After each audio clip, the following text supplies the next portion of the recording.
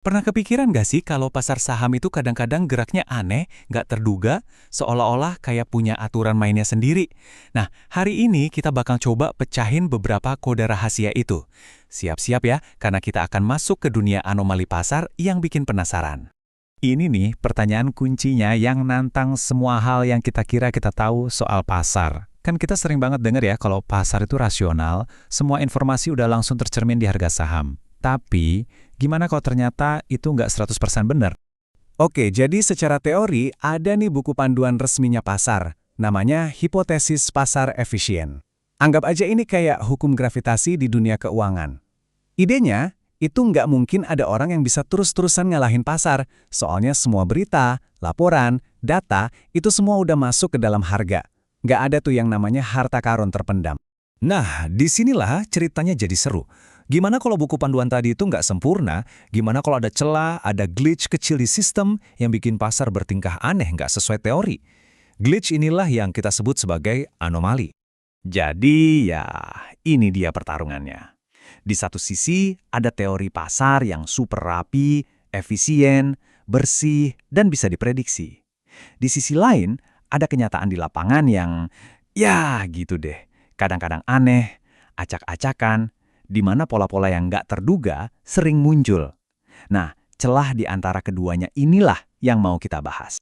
Sekarang kalian mungkin mikir, oke, jadi ada beberapa keanehan di pasar, terus kenapa? Apa urusannya? Well, glitch ini bukan sekedar buat penasaran aja loh, ini beneran ada hubungannya sama isi dompet kalian. Ada 3 alasan utama kenapa ini penting. Pertama, anomali itu bisa jadi kayak peta harta karun buat kalian, nunjukin di mana ada potensi peluang investasi yang kelewat sama orang lain. Kedua, ini bisa jadi tameng, bantu kalian mengelola resiko lebih baik dan gak kejebak ranjau di pasar. Dan yang ketiga, anomali ini bikin para detektif keuangan terus penasaran buat gali lebih dalam lagi, biar kita makin ngerti gimana sih pasar itu sebenarnya bekerja. Oke, siap-siap ya. Sekarang kita bakal tur singkat buat lihat hewan-hewan aneh di kebun binatang anomali pasar. Anggap aja ini tiket VIP kalian buat lihat makhluk-makhluk paling aneh dan menarik di dunia keuangan. Percaya atau enggak, pasar saham itu kayaknya punya jadwalnya sendiri loh. Ada yang namanya Monday Effect, atau efek Senin yang nyebelin itu, di mana harga cenderung turun. Mungkin karena investor baru baca semua berita jelek pas weekend. Terus ada September Effect, yang historisnya jadi bulan yang suram buat saham. Tapi yang paling seru dari semuanya adalah January Effect yang misterius. Terus, kenapa Januari bisa jadi bulan ajaib? Ada beberapa teori nih. Salah satunya soal pajak. Investor ngejual saham yang rugi di Desember buat ngurangin pajak. Terus di Januari, mereka beli lagi dengan semangat baru. Teori lain bilang ini karena window dressing, di mana manajer investor beli saham-saham keren di awal tahun biar laporan akhir tahunnya kelihatan bagus.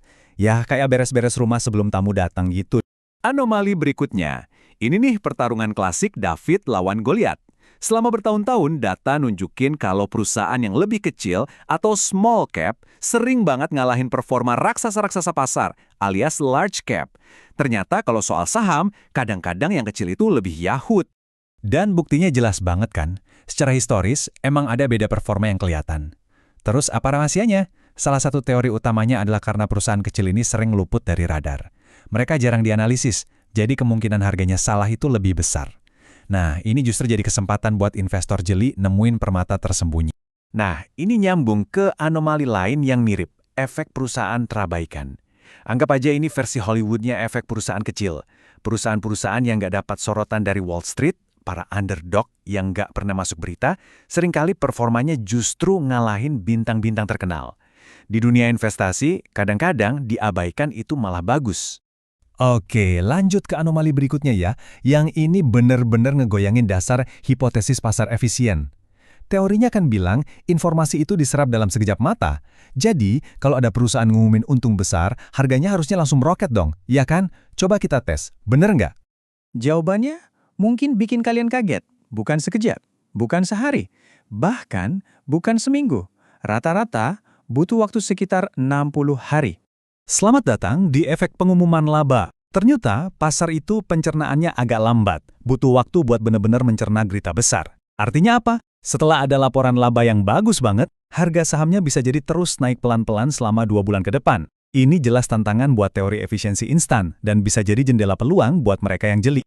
Nah, Anomali yang ini tuh jadi dasarnya value investing yang dipopulerin sama investor legendaris kayak Warren Buffett. Coba pikir gini, kalian lebih suka beli barang bagus pas lagi diskon atau pas harganya lagi mahal-mahalnya?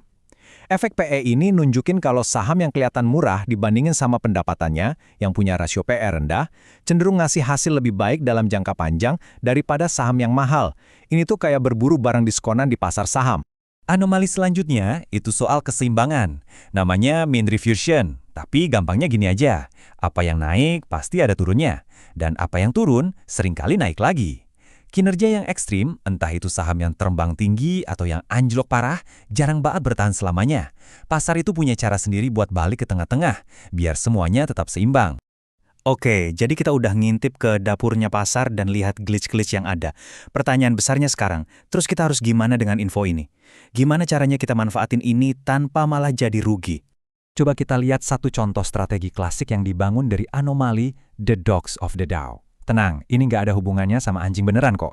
Ini pada dasarnya cara sistematis buat beli saham value dari perusahaan-perusahaan terbesar dan paling stabil yang biasa kita sebut blue chips, yang mungkin lagi nggak disukai pasar. Ini cara buat manfaatin anomali PE rendah dan imbal hasil dividen yang tinggi. Tapi, ada satu hal penting banget yang harus kalian ingat. Pola di masa lalu itu bukan janji buat masa depan. Sama kayak bunglon yang ganti warna, pasar itu terus-terusan beradaptasi dan berevolusi. Apa yang berhasil kemarin, belum tentu berhasil besok. Dan ini faktanya. Strategi kayak Dogs of the Dow itu hasilnya campur aduk. Kadang berhasil, kadang gagal total. Ingat ya, anomali itu cuma pengamatan, bukan hukum fisika yang pasti terjadi. Kalau ngikutin anomali secara buta, itu sama aja kayak nyetir sambil tutup mata, berharap jalannya nggak berubah. Anomali itu alat yang berguna, tapi bukan bola kristal. Jadi kita udah bongkar sedikit rahasia pasar, dan ternyata isinya lebih rumit, lebih seru daripada yang ada di buku teks. Isinya penuh dengan pola, keanehan, dan glitch yang tersembunyi. Nah, sekarang saya tinggalin kalian dengan satu pertanyaan. Setelah tahu ada glitch dan kode-kode rahasia ini, cara kalian melihat pasar bakal berubah nggak?